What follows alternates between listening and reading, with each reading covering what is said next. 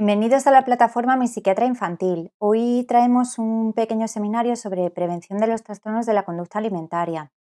He preparado este seminario eh, porque este tema se ha convertido en un objeto de interés, sobre todo en los últimos 2 años, a raíz de la pandemia del coronavirus, del confinamiento y de todas las consecuencias que han venido detrás.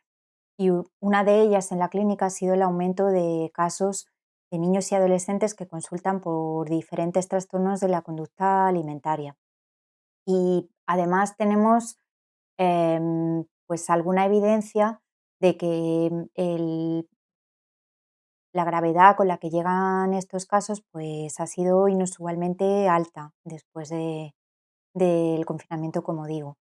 A las familias les preocupa em, em, cómo detectar si en casa sus hijos pueden estar desarrollando un trastorno de la conducta alimentaria.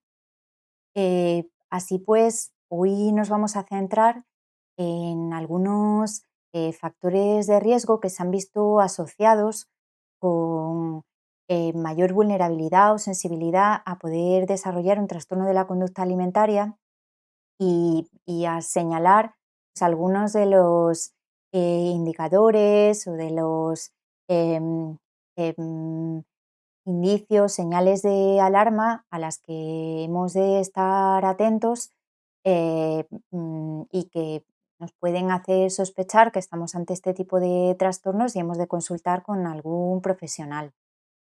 Em, Obviamente se trata de un tema muy complejo que excede con mucho lo que podemos asumir desde un seminario, pero bueno, voy a tratar de dar algunas ideas que puedan resultar útiles.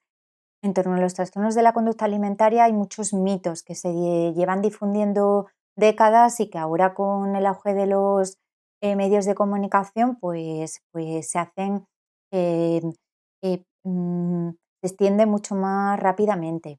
Para empezar, el término de anorexia es un término equívoco porque los pacientes con anorexia, como ahora veremos, em, eh, l- la anorexia significa ausencia de hambre. Los pacientes con anorexia sí que tienen hambre. De hecho, em, luchan y tratan de controlar esa sensación de hambre, al menos en las primeras etapas de enfermedad.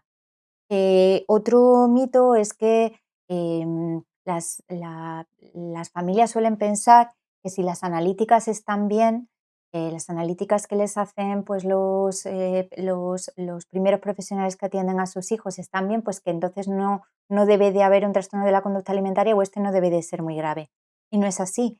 Los trastornos de la conducta alimentaria, con la evolución y la gravedad, van a acabar provocando em, eh, disfunción física en muchos sistemas del cuerpo.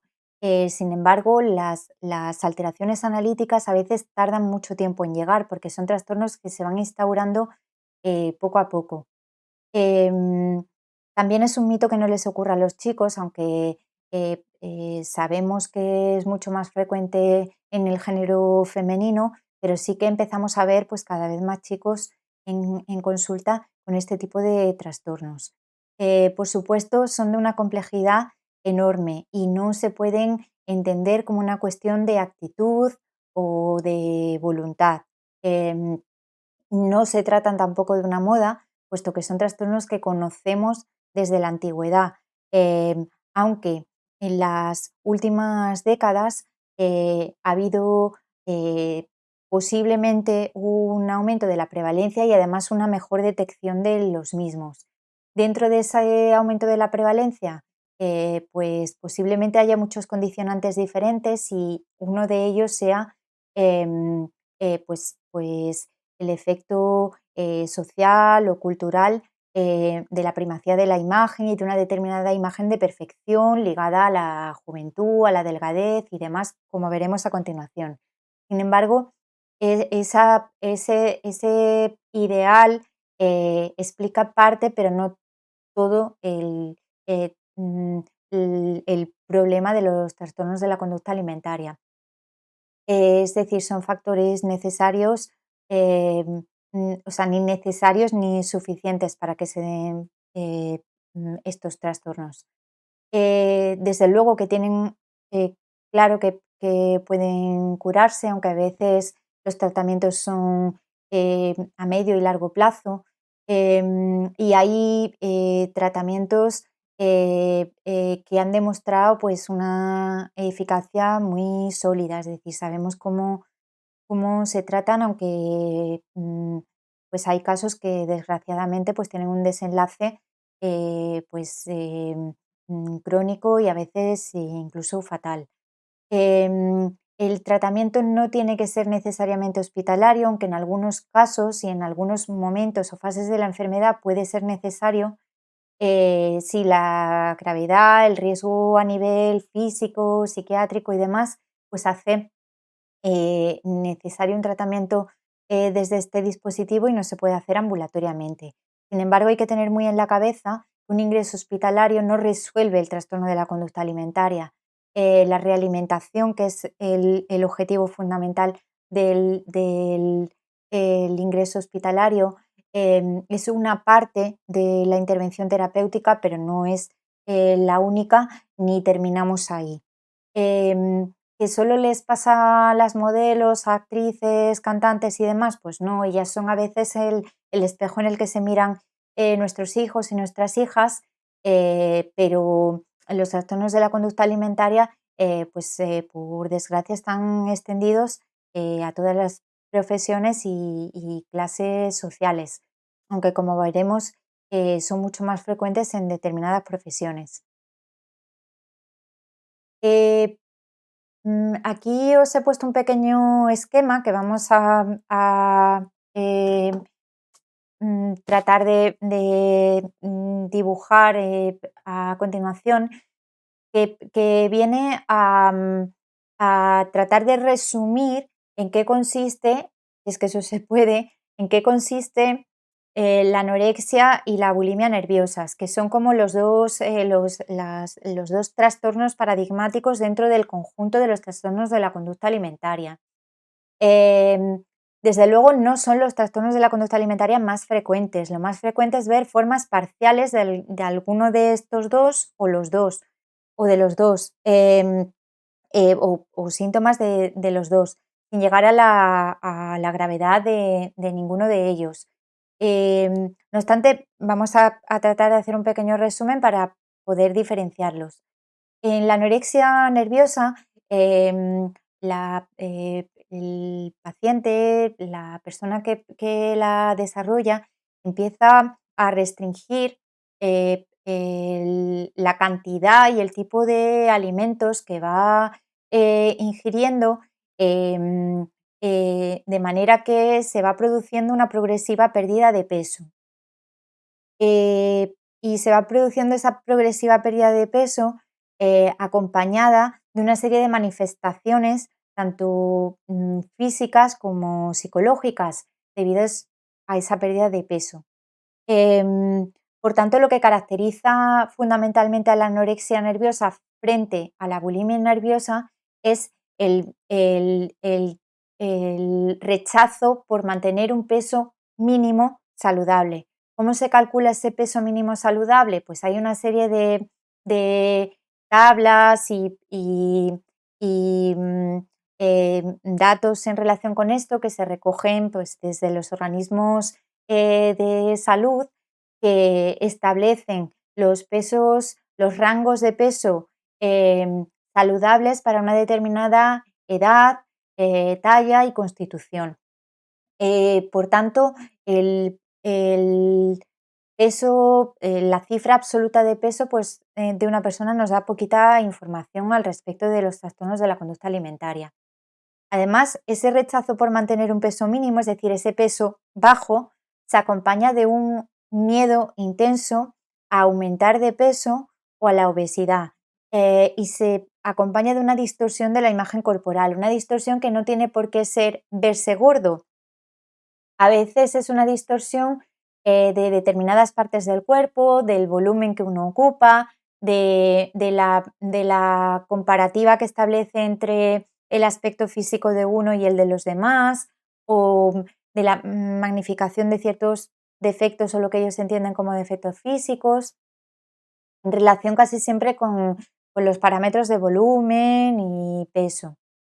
En la clínica, cuando se va estableciendo el trastorno, la propia disminución de peso, el peso muy bajo o bajo, provoca una serie de alteraciones a nivel psicológicos, como son la depresión, la tendencia al aislamiento social, la baja autoestima, eh, la propia distorsión de imagen corporal que va aumentando a medida que se va perdiendo de peso, es decir, no llega a un punto en el que uno, alcanzado un peso que se propone, empieza a verse mejor, sino que es más bien todo lo contrario. Hay un miedo intenso, como decimos, a la gordura, a la obesidad, al sobrepeso, una tendencia al insomnio y a la hiperactividad motriz. Si vemos algunas pacientes de estas características, pues están como en continuo movimiento, como una manera pues, de aumentar el metabolismo.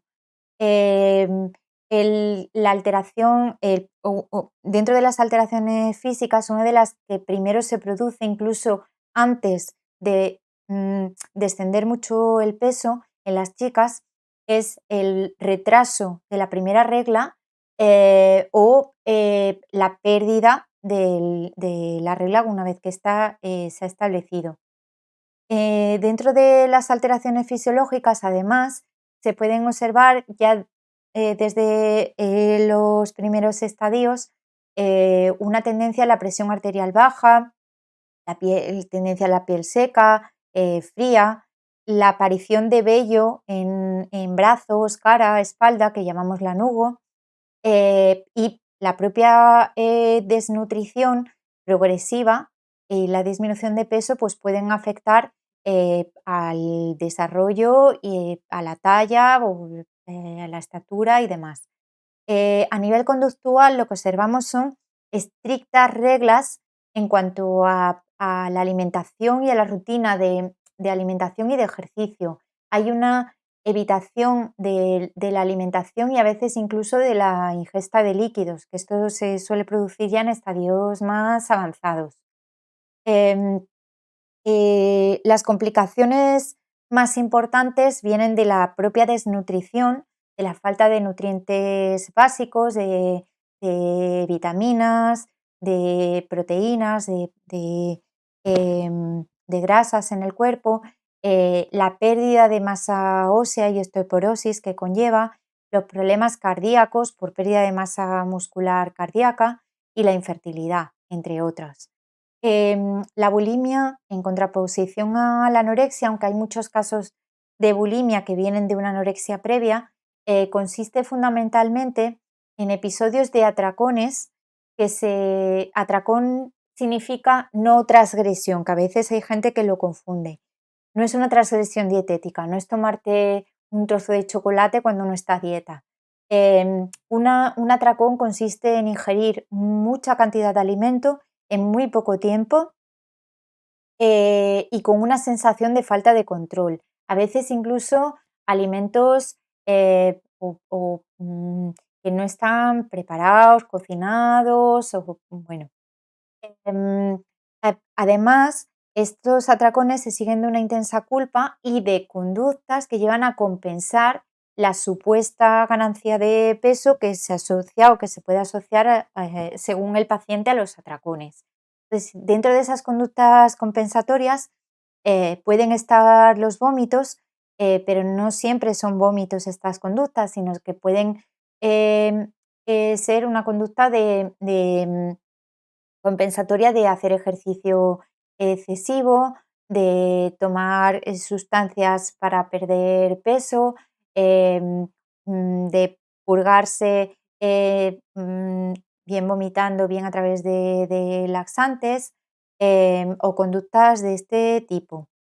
Em, ep- eh, es- este trastorno pues, se asocia a una serie de alteraciones psicológicas como que sí que el paciente tiene conciencia de que tiene alterado el patrón alimentario y su motivo de consulta suelen ser los atracones, que es lo que a ellos más les angustia o les genera preocupación.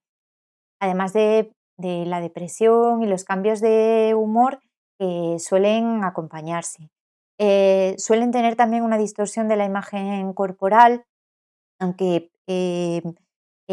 una de las características que la diferencia de la anorexia es que están con un peso pues, por encima del mínimo. Las alteraciones en la menstruación también se producen en este tipo de trastornos, que además se acompañan de una serie de alteraciones en el cuerpo, fisiológicas.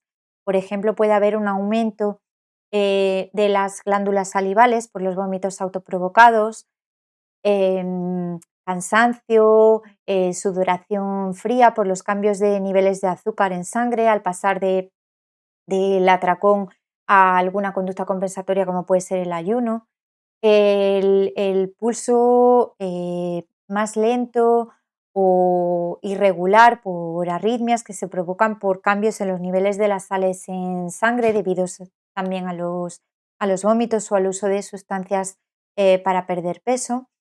Las rupturas, arañas vasculares o rupturas vasculares que se producen por el esfuerzo de vomitar, la piel seca, el pelo quebradizo, por la falta de algunos nutrientes que deben de absorberse pasado el estómago.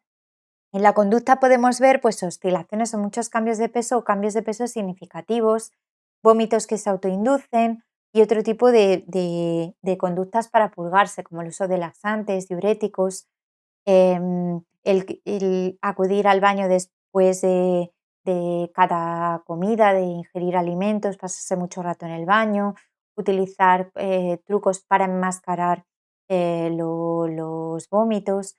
Las complicaciones más importantes pues son las cardíacas, por lo que hemos hablado de las alteraciones en las sales, el deterioro de los dientes, rupturas de esófago, el fallo de los riñones o prolapsos rectales, que es como la salida de el saco rectal a través del ano,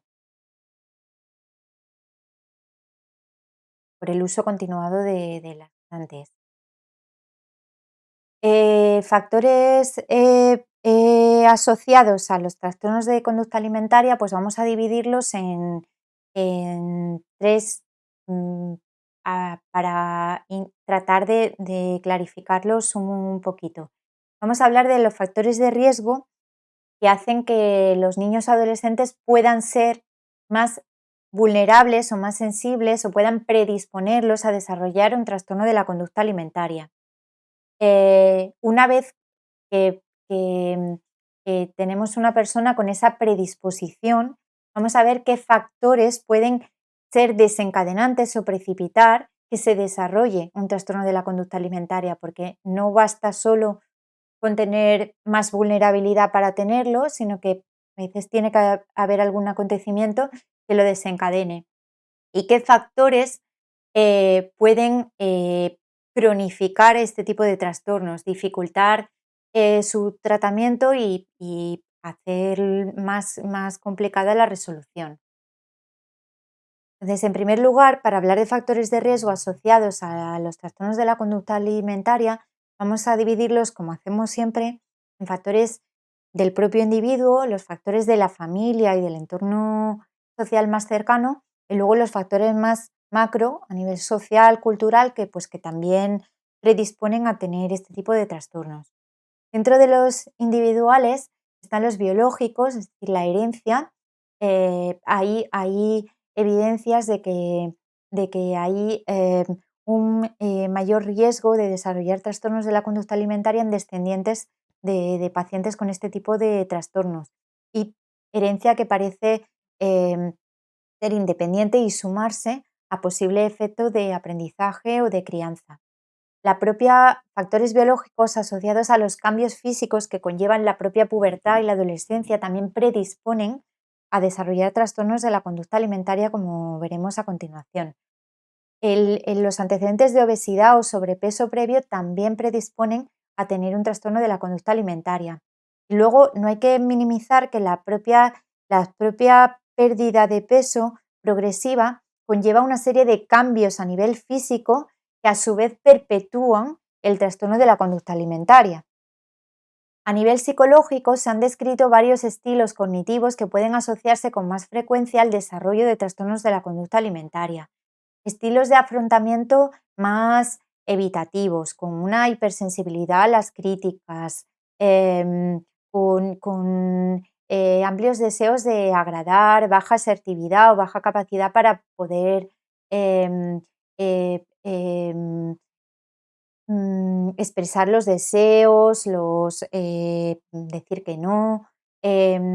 Y también hay una serie de rasgos de la personalidad que se han asociado a un mayor riesgo de desarrollo de trastornos de la conducta alimentaria, como son la escrupulosidad moral, es decir, pues personas que son extremadamente rígidas en su concepción de lo bueno y lo malo, que no se permiten ningún tipo de transgresión en ese sentido, que además pues piensan de forma muy dicotómica, mm, con normas y valores muy, muy establecidos. El ascetismo, es decir, el sacrificio extremo llevado tanto al trabajo como al tratamiento del propio cuerpo, niveles muy elevados de autoexigencia y la obsesividad o la tendencia a pensamientos obsesivos.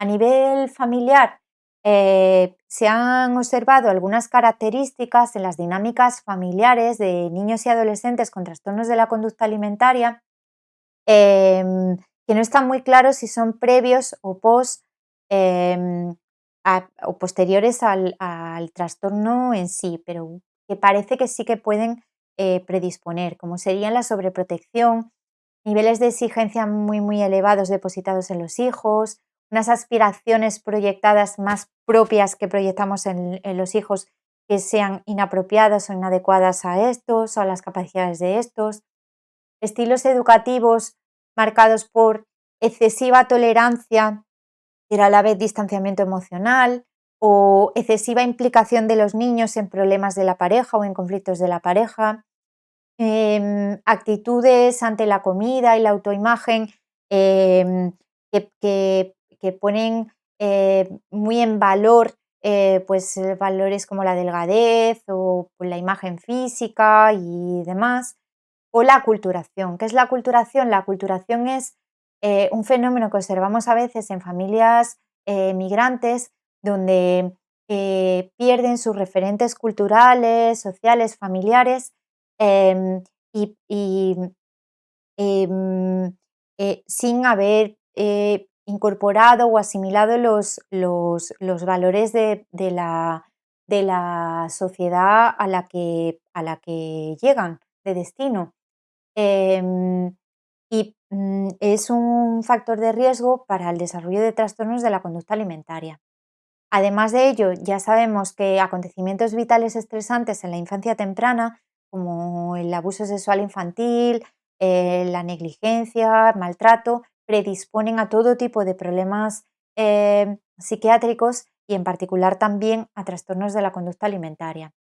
A nivel social, decíamos, eh, eh, ¿hay determinadas profesiones que se asocian a más riesgo de trastornos de la conducta alimentaria? Sí, tanto aquellas en las que se privilegia la imagen, como son pues la moda, em, em,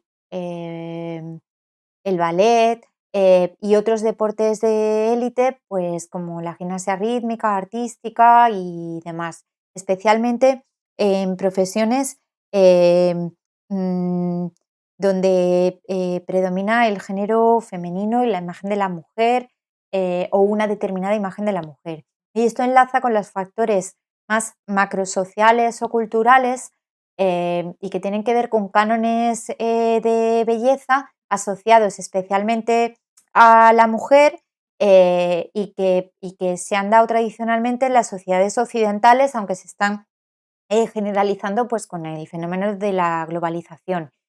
Y que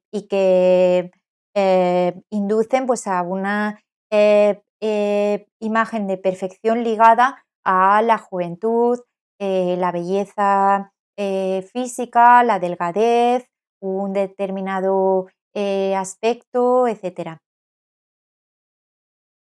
Decíamos que todos esos factores en su conjunto hacen más vulnerable a una persona a tener un trastorno de la conducta alimentaria, pero a veces vemos que hay como un desencadenante previo a que ésta se desarrolle. Factores que llamamos precipitantes, que son como gatillo para que el trastorno empiece. Eh, de este modo hemos visto que hay unos estresores físicos y otros estresores psicosociales que se han asociado con el inicio del trastorno. A nivel físico, eh, determinados cambios físicos pueden favorecer el que empiece un trastorno. Por ejemplo, la propia pubertad y los cambios que llevan físicos que llevan asociados. Accidentes que conllevan pues alguna desfiguración física. Cambios de peso, especialmente disminución de peso provocada por alguna enfermedad física o cambios relacionados con el propio momento evolutivo. Por ejemplo, ese pequeño sobrepeso que se puede producir en algunas niñas en los periodos alrededor de la primera regla.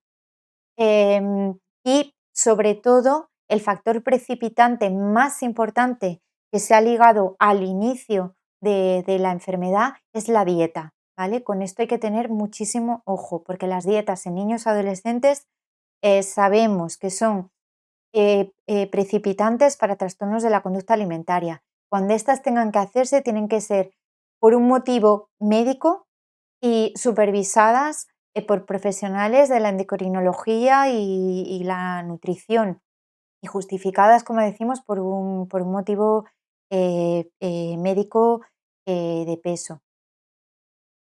Estresores psicosociales, pérdidas por fallecimientos, por separaciones, factores psicológicos como una disminución de la autoestima, que a veces puede asociarse pues, a factores relacionales como la crítica del cuerpo por parte de algunos compañeros, otros factores relacionales asociados al inicio de los trastornos de la conducta alimentaria, pues es el comienzo de las relaciones sexuales. Otras experiencias que conllevan elevada exigencia depositada en el niño son situaciones de sobreexigencia académica o deportiva, por ejemplo, la exposición a determinadas competiciones o a pruebas selectivas y demás. Y otros estresores que tienen que ver con el proceso de autonomía o de individuación de la familia de origen, como es una temporada que el niño o el adolescente pues, tiene que pasar fuera, pues, por ejemplo, el inicio de estudios en el extranjero. En cuanto a factores mantenedores, es decir, factores que pueden hacer más difícil el tratamiento de este tipo de trastornos o pueden tender a cronificarlo o pueden tender a mantenerlo y que hay que tener en la cabeza porque también pues podemos tratar de modificarlos. Decíamos, factores individuales, la propia dieta, la propia pérdida de peso y más cuando esta es progresiva, produce y continua, quiero decir, produce una serie de cambios a nivel físico, incluidos cerebrales, que perpetúan la propia enfermedad. ¿Vale? Es decir, la propia dieta, la propia pérdida de peso, por ejemplo, sabemos que se asocia a más obsesividad, a peor autoestima, a ánimo más bajo y todo eso a su vez pues puede asociar factores psicológicos, por otro lado, como los rasgos de personalidad, como el perfeccionismo clínico, es decir, el perfeccionismo muy disfuncional, la intolerancia a estados emocionales intensos, ya sean positivos o negativos, la baja autoestima o los problemas relacionales, em, además de ser factores de riesgo para iniciar el trastorno, pues también para mantenerlo en el tiempo. También lo son para mantenerlo en el tiempo. A nivel microsocial, a nivel familiar, actitudes familiares como las discrepancias entre el padre y la madre en relación con la enfermedad, la minimización o la negación del problema, es decir, bueno, pues em, que uno está excesivamente preocupado por el problema o muy preocupado por el problema y otro pues no le dan la más mínima importancia. O, o ambos niegan el trastorno y atribuyen la pérdida de peso pues a otro tipo de problemáticas o circunstancias que ya se han descartado que sean el origen del mismo y demás. Dinámicas familiares disfuncionales de las que habíamos hablado anteriormente y específicamente sobre protección, control excesivo sobre los hijos, la negación de problemas, la inducción de culpa y de impotencia, pues son dinámicas que se han visto que asociadas a los casos en los que se mantiene más a largo plazo el trastorno. En relación con el grupo de iguales, los problemas relacionales ya los hemos comentado, pero también el que desde el grupo social se refuerce tanto positiva como negativamente la pérdida de peso, pues hace que ésta se mantenga. Por ejemplo, pues utilizándolo como objeto de burla o al contrario, haciendo comentarios del tipo de, uy, ahora estás mucho mejor y demás. Ambos polos de la apreciación de los otros del propio peso, pues pueden favorecer el que se mantenga el trastorno.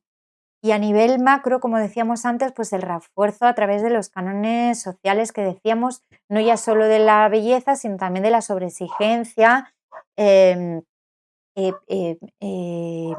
y de la perfección. Indicadores de alarma. A ver, señales que podemos ver desde las familias y que nos pueden alertar de que estamos ante un trastorno de la conducta alimentaria o podemos estar ante un trastorno de la conducta alimentaria y hemos de consultar. Pues los cambios o síntomas físicos de los que hemos hablado al principio de la exposición, pues obviamente pues serían indicadores de alarma. ¿Vale? Pues ese descenso de peso progresivo que se asocia a un deterioro, además la presencia de estigmas físicos como la presencia del anugo, el signo de Russell, que son laceraciones que se observan en los nudillos que tienen que ver con la provocación del vómito.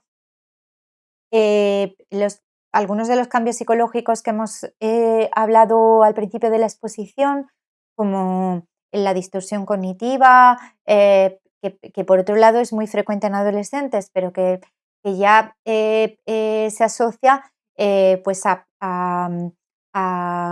a otras alteraciones como pensamiento más mágico en relación con la alimentación em, o alteraciones de este tipo. Cambios en los patrones alimentarios, pues comienzo de restricción de determinados tipos de alimentos o muchos o cambios en las cantidades o manías en relación con la comida que aparecen nuevas, como cortar la comida en trozos muy chiquititos, esparcirlas por el plato, conductas de excesiva preocupación en torno no solo a la imagen corporal, sino a las calorías, los pesos, las cantidades, las dietas, formas diferentes de preparación, el, el- el interés de repente por la cocina, por querer preparar sus propios alimentos de una forma determinada, conductas de clandestinidad como los atracones, los vómitos, esconder comida, usar ropas amplias para eh, em, tapar determinadas zonas del cuerpo o para ocultar la delgadez, trucos o triquiñuelas para vencer el hambre, como el uso excesivo de chicles, la ingesta excesiva de agua, que además es muy arriesgada para la salud. La dificultad para percibir estados fisiológicos como el hambre, el, la tendencia al estreñimiento, eh, distorsiones en torno a la alimentación y al peso, como decíamos antes, pensamiento mágico del tipo de si como esto, luego tengo que hacer esto otro, porque luego si he metido 50 gramos, pues tengo que eliminar 50 gramos, cosas de este tipo. Si como esto antes de esto otro, pues entonces voy a perder menos calorías que si lo hago de esta otra manera. Esto viene también muy reforzado por la tremenda desinformación que hay en torno a las dietas y el funcionamiento corporal en los medios de comunicación y en las redes sociales. Ejercicio físico excesivo, estereotipado, significa repetitivo, siempre de la misma manera, obsesivo, extenuante, hasta la extenuación y en solitario. Esto es muy característico. Es decir, no es salir a jugar al fútbol o al baloncesto con los amigos, es meterte en tu cuarto a hacer flexiones o abdominales de una forma repetitiva, obsesiva y hasta el cansancio más absoluto y además em, a veces incluso en la clandestinidad o oculto al resto de la familia. La menorrea, es decir, la falta de la regla o el retraso en el inicio de la misma, o los signos de los vómitos autoprovocados de los que ya hemos hablado anteriormente. ¿Qué hacemos ante esa sospecha? Consultar en primer lugar con nuestro pediatra o médico de familia de atención primaria que hará una exploración y las evaluaciones que hagan falta y según estas, pues determinará si es necesario que un profesional de la salud mental pues atienda a nuestro hijo, evalúe, diagnostique si es necesario un trastorno de la conducta alimentaria y en ese caso pues planifique una intervención terapéutica habitualmente en coordinación pues con endocrinología y nutrición. Eh, Aquí he querido dejar algunas ideas, orientaciones en relación con la conducta alimentaria y lo que podemos transmitir desde las familias a nuestros hijos. Si nuestros hijos no tienen ningún tipo de trastorno de la conducta alimentaria o no hay ninguna alteración en la conducta de alimentación, directamente saltaos esta última parte. Significa que estáis haciendo bien las cosas y si vuestro pediatra, médico de atención primaria, no detecta que haya ninguna alteración en vuestros patrones de alimentación, pues ya está. Si no es así y hay algo que os preocupe, además de consultar con nuestro pediatra o médico de familia em, y con los profesionales de salud mental correspondientes, mientras tanto diseñan un tratamiento individualizado, orientado a nuestra familia, a nuestro hijo, pues estas son algunas ideas que podemos tener un poco en la cabeza. A ver, por supuesto, mantener unos hábitos dietéticos saludables. ¿Esto qué significa? Pues sentido común. Em, Tener una dieta variada y equilibrada según todas las recomendaciones de los organismos de salud que tenemos y según también pues, nuestras costumbres y las costumbres y hábitos de nuestra propia familia. Si nuestros hábitos dietéticos cumplen con variedad y equilibrio y no hay ningún problema en relación con esto en la familia, pues es que no hay que cambiarlos. Evitar la excesiva eh, preocupación en torno a calorías, dietas, etcétera, etcétera. Excesivo preocupación y excesivo control en estos temas. Em, eh, Se recomienda siempre hacer de 3 a 5 comidas al día. Ahora que está tan de moda el tema del ayuno, el ayuno no se recomienda en niños y en adolescentes. Y cuando hablamos de ayuno, en todo caso, nos referimos al ayuno en las horas de la noche, es decir, entre la cena y el desayuno, evitar comer pues todas esas horas de la noche. Eh, eh, Cuando hagamos transgresiones dietéticas, que las vamos a hacer y los niños y los adolescentes pues las van a hacer, tratar de que no sean a diario, de que sean como algo especial, pero la restricción eh, mm, extrema en niños y en adolescentes, sobre todo en adolescentes, a veces conlleva pues lo contrario de lo que queremos. Entonces ahí pues hay que negociar un poco. Evitar en general la asociación de alimentación con premio o castigo, es decir, te castigo sin comer o te castigo comiéndote esto. Al final, todo lo que sea poner demasiada emoción o una carga emocional inapropiada a una función que debería ser una función más del cuerpo, como lo es ir al baño o hacer ejercicio, pues al final lo complica, sobre todo en población infantojuvenil. Lo ideal sería pues poder comer en familia, que la hora de la comida pues sea una hora agradable, de comunicarse, de compartir las experiencias del día y no un momento de tensión y de control sobre el otro. Lo ideal sería que todos en la casa pues pudieran comer más o menos lo mismo, porque de una dieta variada y equilibrada pues todos se benefician, salvo que alguno tenga algún problema físico específico pues que le impida comer algún tipo de alimento en concreto. Evitar tener disponibilidad bueno, ilimitada de alimentos hipercalóricos en casa que pueden conllevar pues a conductas de clandestinidad, de sobreingesta de este tipo de alimentos y demás. Decíamos intentar evitar la asociación de emociones con comida porque muchas veces, y en esta cultura en la que nos movemos, pues asociamos emoción, celebración, pues con comida.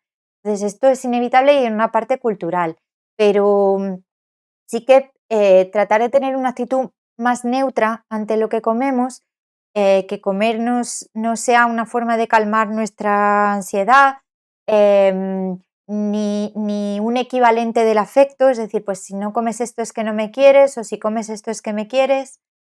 Em, Dentro de los hábitos saludables también está la práctica de ejercicio. Nuestros niños practican poco ejercicio. em, y no nos referimos a ejercicio en forma de deportes de élite, como decíamos antes, sino de ejercicio de salir a jugar al patio, corriendo, saltando, brincando con otros o dando vueltas por el barrio con los amigos. Al final, el ejercicio físico saludable son, según la edad y el individuo, por supuesto, pero de 30 a 60 minutos de ejercicio moderado al día. ¿Qué es moderado? Moderado es que notemos cómo se acelera nuestro corazón. Esto es saludable para todos, para toda la familia. Em, y, no, y no tiene que ver con el ejercicio físico extenuante, obsesivo y demás del que hablábamos antes. Con respecto a los cánones de belleza que la sociedad nos impone, ahí podemos modificar poco lo de fuera, pero sí podemos matizar, tamponar, de alguna manera suavizar esos cánones con otra visión de los valores que podemos transmitir en casa. Es decir, podemos decir que no estamos transmitiendo cánones de belleza relacionados con los trastornos de la conducta alimentaria, pero a la vez, cada vez que sale fulanita en televisión, pues la criticamos por lo gorda que se ha puesto, lo mal que le queda la ropa que lleva puesta, o comentarios de este tipo. Al final, estamos transmitiendo indirectamente o directamente el mensaje a nuestros hijos de que el valor está en la extrema delgadez o únicamente en la belleza física. Eh, También cuando se dan por supuestos estos cánones y vemos estos comentarios en los medios y estamos con nuestros hijos, tenemos que cuestionarlos y criticarlos abiertamente delante de ellos, ¿no? Transmitirles otros valores em, que suavicen estas creencias. Y evitar comentarios también sobre nosotros mismos, porque a lo mejor no se lo estamos transmitiendo directamente a nuestros hijos, pero estamos hablando continuamente de que tenemos que ponernos a dieta, de la operación bikini, de lo mal que me queda esto y del Michelin que he puesto. Y sobre todo cuando denotan insatisfacción sobre nosotros mismos. Hemos hablado de factores de riesgo, de factores precipitantes o desencadenantes.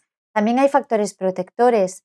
Em, el evitar, suavizar todos esos anteriores y además pues favorecer una comunicación funcional en la familia, donde haya una escucha activa, donde nos preocupemos por los problemas de los demás, no los minimicemos ni los dramaticemos, donde adecuemos las expectativas que tenemos sobre los demás a las características de cada uno, no a lo que a nosotros nos gustaría o a expectativas inalcanzables o que no son posibles para este niño, para este hijo.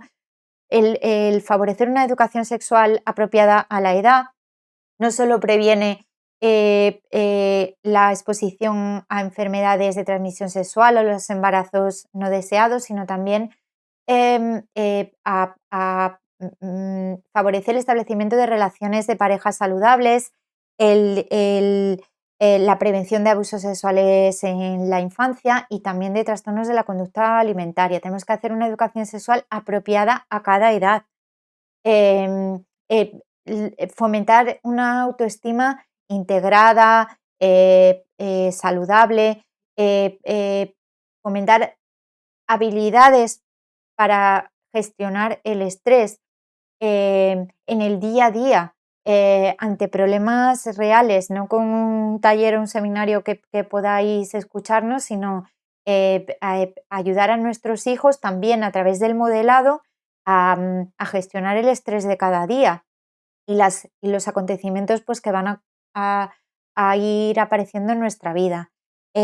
Así como pues fomentar las relaciones sociales. Los niños y los adolescentes más todavía tienen que relacionarse, tienen que tener relaciones sociales saludables. No tienen que ser amigos de todos como pretendemos hoy en día, ni ser los líderes del grupo. Tienen que tener pues, sus amigos y aprender a relacionarse con los demás.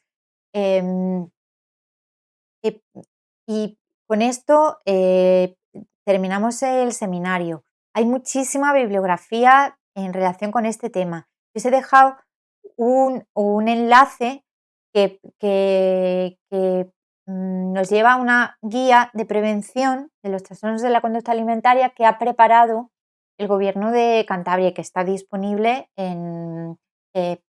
online y que a quien quiera profundizar en el tema, pues le puede resultar de utilidad.